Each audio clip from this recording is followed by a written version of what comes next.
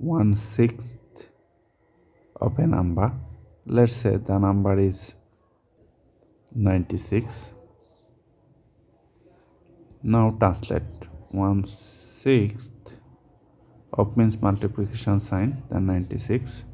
This is a fraction, this is a whole number. So first convert this whole number into fraction, considering 1 as a denominator. Now multiply this fraction with this fraction. Multiply top number together and bottom number together. 1 times 96, 96. 6 times 1, 6. Now divide 96 divided by 6. 6 goes into 9 one time 6, 6. Subtract 3, bring down this digit. 6 goes into 36. 6 times 6, 36. Subtract 0. So our answer is 16. So this is the way to find out 1/6 of any number.